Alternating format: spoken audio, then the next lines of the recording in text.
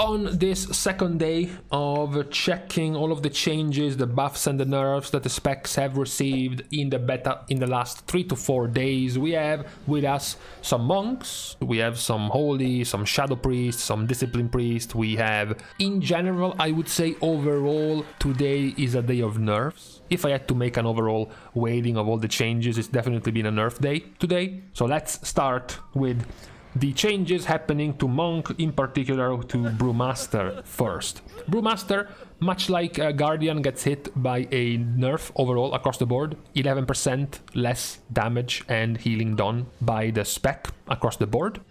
The changes to the actual abilities, you have buffs to Dragonfire Brew. Dragonfire Brew is one of the follow-up talents to your left side of fire damage increases. Now, instead of doing 13% attack power damage when you breathe additional times with Breath of Fire, you do 20% additional attack power damage, which is still a very small number, but at the very least, it's not a nerf. Where you also have a buff, which is also a small number, but it's at the very least a little bit more significant, because this one is an ability you might use very often. It's Rushing Jadewind. Now, the attack power multiplier of Rushing Jadewind is not 10% attack power, but 13.3%, so exactly 33% damage increase to your Rushing Jadewind as a Brewmaster monk. Now, these were the only couple of buffs happening to the monk class, because then we have Mistweaver. So Mistweaver gets a lot of nerfs. The overall vibe, I have to say, the overall vibe of the spec is the one of a nerfed spec. Starting with what you kind of wanted to play with, which is fist weaving. Ancient Teachings of the Monastery, one of your fist weaving capstones right here towards the bottom, gets significantly nerfed. Now the healing you do with your damaging abilities after casting Essence Font or Failing Stomp is not 200% of the damage done, it's 125% of the damage done. So a significant nerf to the extra healing of this talent. That's not all, however. Although this one is a little bit better for healing, but still overall that's not what was good for, which is Awakened Feline. This is the extra talent down the line of your Feline Stomp row for Mistweaver. Now you do more healing.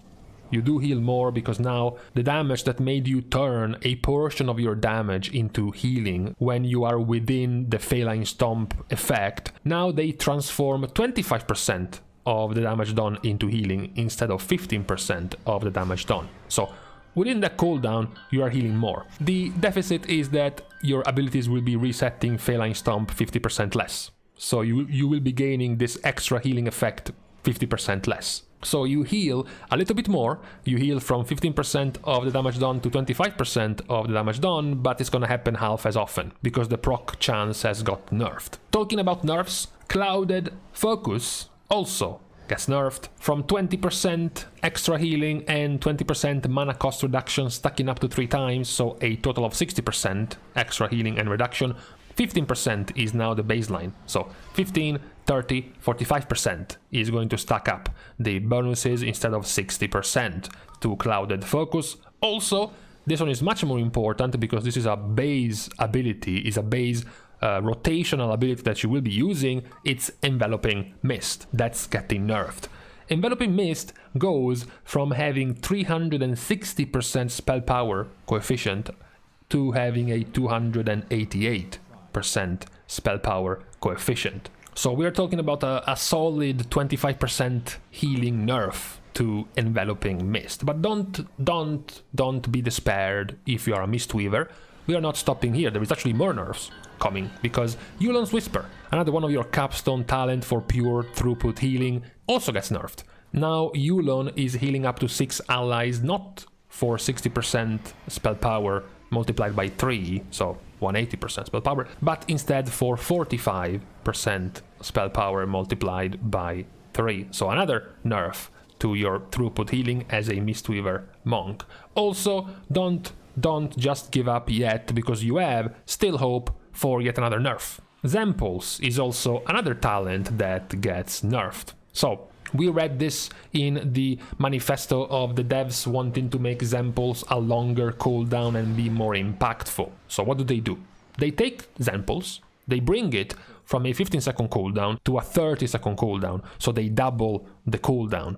What do they do with the spells themselves? Now Zempulse, instead of doing 44% spell power damage, is gonna be doing 79% spell power damage. And now, instead of doing 77% spell power healing, it's gonna be doing 115% spell power healing. So, you double the cooldown, but you don't double the healing and you don't double the damage. Both of them are smaller than what they would be if you just double the effect. It's not 88% spell power damage, it's 79. It's not 154% spell power healing, it's 130% spell power healing. So overall, for some reason, Zempulse gets nerfed as well. So if we had to go and look at the glass half full for Mistweaver after looking at all of these nerfs, is that at the end of the day, none of us actually knows the numbers right now. So for all we know, if you trust Blizzard and their internal testing, Mistweaver Monk turned out to be far ahead of every other healer, and these are totally justifiable nerfs, right? Since we don't know the actual numbers yet for all of the specs, maybe this was needed. We will see soon, eventually, when players can get their hands on some more detailed numbers, detailed statistics about the specs, how exactly does it look. But for now, we might as well believe Blizzard that these abilities were a little bit out of focus for the spec in terms of balancing. We then have another long list of changes to discipline. The more or less average changes to discipline can also be rounded up to be a set of nerfs. The first one is Dark Indulgence, which is at the very early parts of your talent tree. Instead of having a 10% additional effectiveness to penance when you get Power of the Dark Side to proc, now it's a 20% increase, which is a decent buff. You do get also what could be considered a buff to Exaltation, which is your extra improvement to your Spirit Shell or your Rapture, the extra talent right after you take the capstone of the choice between the two. Before, it was a 1 second extra duration to Spirit Shell and 5% increased absorption, or 1 second increased duration of Rapture and 7.5% increased power of Power War Shield. Now, instead, it's a flat-out 3-second extension to both. So you no longer gain the small extra buff of power, the 5% for Spirit Shell and the 7.5% for Power War Shield, but you gain 2 more seconds of duration for both. I can attest that at the very least for Spirit Shell, this is very good, giving you more room to slot in global cooldowns, to slot in abilities, to spread your atonements inside of the Spirit Shell window is very good overall. There is also a nerf to your Schism. The number is changed from a percentage, but the nerf is still there. Previously, Schism duration was increased by 50%, and because Schism lasts for 9 seconds, I sent these numbers to my team of scientists, and they concluded that the increased duration was 4.5 seconds, because 4.5 is 50% of 9 seconds. But the change talent is that now Schism is increased by 3 seconds. I also brought it back to my team of mathematicians, and they told me that this is a nerf, because 3 is a smaller number than 4.5. We then have a completely irrelevant change. I still don't understand the existence of this talent, which is Pain Transformation. Very early on, right after picking your mandatory Pain Suppression, Pain Suppression also heals the target for 5% of their maximum health. It's garbage. It gets changed into Pain Suppression also heals your target for 12% of their maximum health and applies Atonement. I still think it's garbage. Applying Atonement extra is irrelevant, because if you are pain suppressing a target 100%, they had Atonement already, so who cares? And then healing them instantly for 12% is very weak. It's really annoying that you have to spend 1 talent for this ability, because you have to get to other talents after it, so it's kind of annoying. I would like for this to be in a far corner of the talent tree and only be optional, rather than being the middle of the way to reach other important talents. There is then a necessary change to Rapture, because as you know, Power War Shield no longer applies the Weakened Soul debuff in Dragonflight, but has a flat 7.5 second cooldown to use. So Rapture of course gets changed accordingly. Now the whole part about being able to cast it on target affected by Weakened Soul is gone. Instead now it says that during Rapture, Power Shield has no cooldown. The main important thing is that previously Power Shield absorbs an additional 200% with the old Rapture, whereas now Power Shield absorbed an additional 30%. So it's a significant nerf, it's like a 70% effectiveness nerf to Rapture. You have to remember, however, that the new version, the Dragonflight version of Power Shield, is something like 3.5 times stronger than the current version of Power Shield in Shadowlands. So it is kind of logical, sensible maybe, to make it absorb for much less the new version of Rapture, because in Dragonflight the default Power Shield is that much stronger. Continuing with the nerfs, although this one was quite expected because of how powerful it was, Aegis of Wrath. Previously, your Power Shield absorbs 50% more damage, but the absorb amount decays by 3% every 5.2 seconds.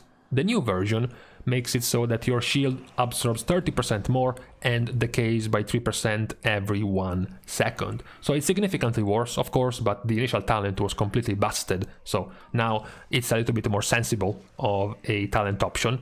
For the other healer specs, you have a change to Halo, which is going to affect everyone. Halo now is stronger, Halo now is going to be healing more and is going to be doing more damage. Significantly so. It's almost 50% more healing and also some like 40% more damage for Halo, not to mention deals additional damage and healing to targets further away from you up to a maximum of 25 yards. No change to the cooldown, no change to the cast, just a straight up increased ability in terms of power overall. Holy Priest itself hasn't really been changed too much besides a handful of nerfs. Light of the Naru used to make your cooldowns of your holy words reduced by an additional 33% when you cast the relevant spells. Now that 33% has been nerfed to 10%. More nerfs happening to Holy with Resonant Words. Previously, casting a Holy Word spell increases the healing of your next heal or flash heal by 25%. Now that's got a nerf down to 15%.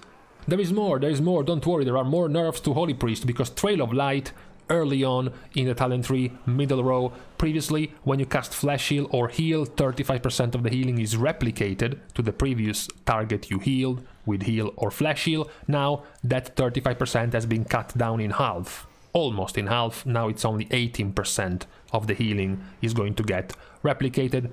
Don't worry, there is one more, there is room for one more, Miracle Worker. Previously, Miracle Worker not only gave you 2 charges of Serenity, it also gave Serenity a 10% reduced cooldown. That reduced cooldown is now gone for Serenity, so it's just the extra charge for the ability. So yeah, so far this video has not really treated healers very well. Discipline, Mistweaver and Holy overall have gotten quite a sad round of nerfs. So what is last for today is Shadow Priest. Now, has Shadow Priest been treated as badly as these other specs? Well, we start a little bit in a gray area, because there is one change to the spec which is quite relevant, because Void Bolt goes from having a 4.5 second cooldown to having a 9 second cooldown. The damage does not change accordingly. Even though the cooldown gets doubled, the damage is still pathetic. It goes from an 81% spell power coefficient to a 100% spell power coefficient. So it's like a 25-ish % more damage at the cost of doubling the cooldown, which is definitely. Also, it doesn't even increase more insanity generation, it doesn't even give you any passive bonuses, it's just flat out doubling the cooldown of Void Bolt.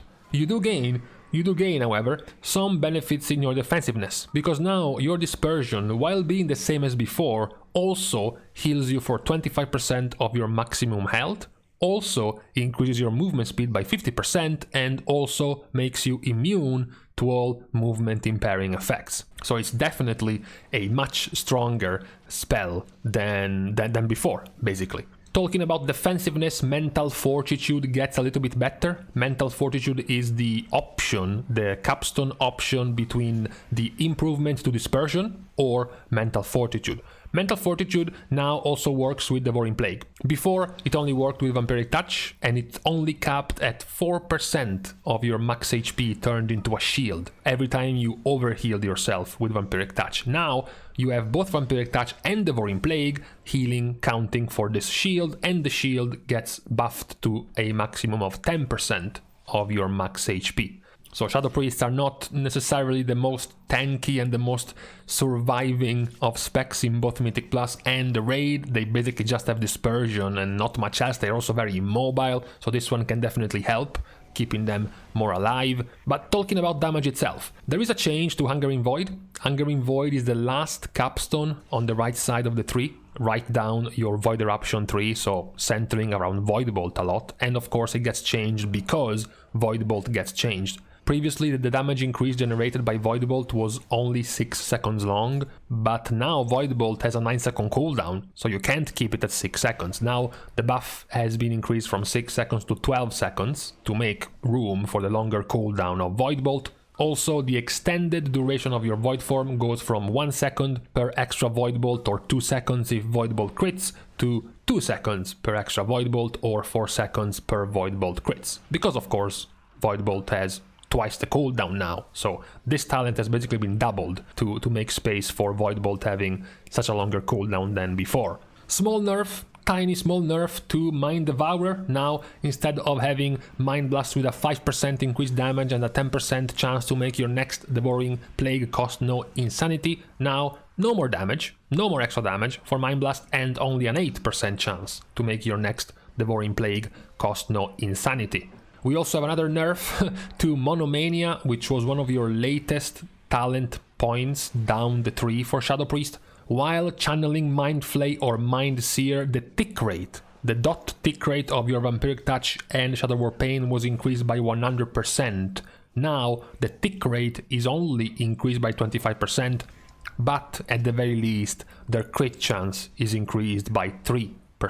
This is still, overall, a nerf to the talent itself and to your dot damage itself. Don't despair, because there is room for one more nerf. Psychic Link used to have Mind Blast deal 30% of its damage to all other targets affected by Vampiric Touch within 40 yards. Now it's only 15% of its damage. Yes, Mind Spike has been added as well, but doesn't really matter. Mind Spike does like no damage anyways. Can we at least, please, finish with a buff? Can we finish this depressing nerf video with a buff? Fine, I'm gonna give you one buff that happened to Shadow Priest. Rot and Wither has been changed to Mental Decay. Previously, Rot and Wither made your Mind Flay and Mind Seer have a tiny, pathetic 5% chance to extend the duration of your 2 dots by 2 seconds. Now, the duration of Shadow War Pain and Vampiric Touch is going to always be increased by 1 second when enemies suffer Mind Flay or Mind Seer damage. So it went from a 5% chance to extend the duration by 2 seconds to a 100% chance to increase the duration by 1 second, which also translates to Shadow War Pain and Vampiric Touch never go off. As long as you keep Mind Flay as part of your rotation on single target, for example, those 2 dots will stay on the targets forever, which is very good. It's a very big discount on the amount of GCDs, the amount of button presses you will have to have throughout the encounter on refreshing your Vampiric Touch and your Shadow War Pain if you can make use of this talent. So, at the very least, we can finish the entire list for today with a buff. It's not been a good day.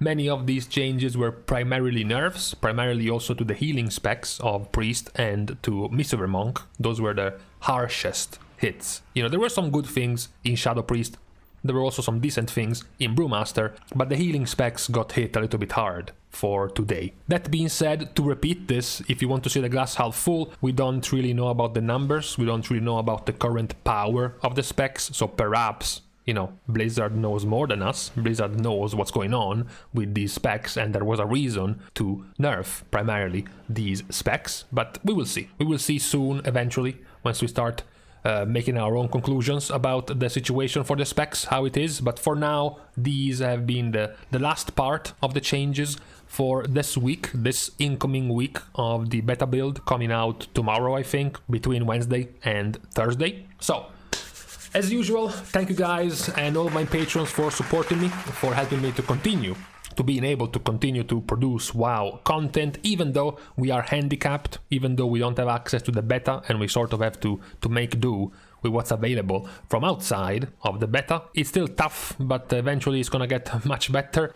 So for now, thanks anyways to all of you supporting me, and if you want to do even more for the channel, you can like and comment down below, because this is what apparently YouTube wants, together with subscribing to the channel itself. That would be appreciated just as much as it would be to follow me on Twitter, as well as if you really have money to throw away, you can subscribe to my Patreon right down at these two links. With all of this said and done, it's time to leave. Thank you guys again for watching. See you guys soon. And in the meantime, man, sometimes this diet is dangerous. I'm just going off on my own and I realize I haven't eaten in 20 hours. And I'm like, huh, you know, maybe I have to eat to survive.